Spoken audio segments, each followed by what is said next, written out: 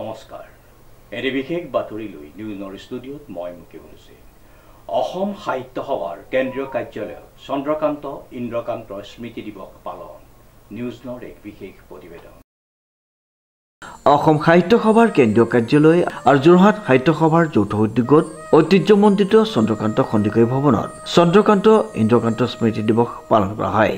এই উপলক্ষে বন্তি প্ৰজ্বলন কৰে অসম সাহিত্য সভাৰ প্ৰাক্তন ভাৰপ্ৰাপ্ত প্ৰধান সম্পাদক প্ৰতাপ চন্দ্ৰ বৰুৱা আৰু যোৰহাট জিলা সাহিত্য সভাৰ প্ৰাক্তন সভাপতি ভৱ গোস্বামীয়ে। ধন্যবাদ প্ৰথমতে আপোনাক আপুনি অন্তত আহি এই ঐতিহ্যমণ্ডিত চন্দ্ৰকান্ত ভৱনলৈ আহি আজি চন্দ্ৰকান্তৰ স্মৃতি দিৱসৰ এই কাৰ্যসূচী প্ৰচাৰ কৰাৰ বাবে আপোনাক প্ৰথমে ধন্যবাদ জনাইছোঁ। আচলতে অসম সাহিত্য সভাৰ কেন্দ্ৰীয় কাৰ্যালয় আৰু যোৰহাট সাহিত্য সভাৰ যৌথ উদ্যোগত আজিৰ দিনটোত আমি প্ৰতি বছৰে চন্দ্ৰকান্ত স্মৃতি দিৱস পাতি আহিছোঁ আৰু আজি আমাৰ খুব ভাল লগা কথা হ'ল যে আমি আজি ইয়াত বাইবেল পাঠ কৰিলোঁ, কীৰ্তন পাঠ কৰিলোঁ, ঘোষা পাঠ কৰিলোঁ, তাই প্ৰাৰ্থনা কৰিলোঁ ইত্যাদি বিভিন্ন ধৰ্মীয় কাৰ্যসূচীৰ মাজেৰে আমি এই স্মৃতি দিৱস উদযাপন কৰিলোঁ। আৰু ইয়াত আপুনি দেখিছে যে বিভিন্ন প্ৰতিনিধি আছে, বিভিন্ন অনুষ্ঠানৰ প্ৰতিনিধি আহিছে আৰু প্ৰতিনিধি আহি পেলাই আমাৰ ইয়াত অংশগ্ৰহণ কৰিছে।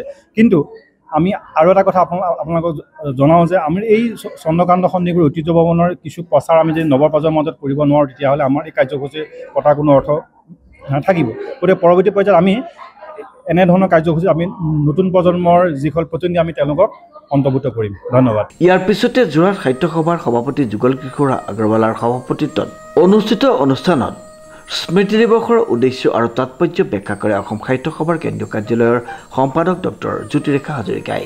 ইয়াৰ পিছতে অনুষ্ঠিত সৰ্বধৰ্ম প্ৰাৰ্থনাত গীতা পাঠ কৰে ডক্টৰ কল্যাণী গোস্বামী আৰু জৱাহৰলাল পাণ্ডে, কীৰ্তন পাঠ কৰে মহেন্দ্ৰ বৰাই, কোৰাণ পাঠ কৰে তছলিমা বেগম হাজৰিকাই, লেডিজ নামপুৱে বাইবেল পাঠ ৰবি গোস্বামীয়ে ঘোষা পাঠ কৰে, মামণি কটকী, নিবেদিতা বৰপূজাৰী, ৰুলি বৰঠাকুৰে গোসাঁই নাম পৰিৱেশন কৰা অনুষ্ঠানত জয়া ৰমণী চৰাই তাই প্ৰাৰ্থনা আই চিংলাও পৰিৱেশন কৰে।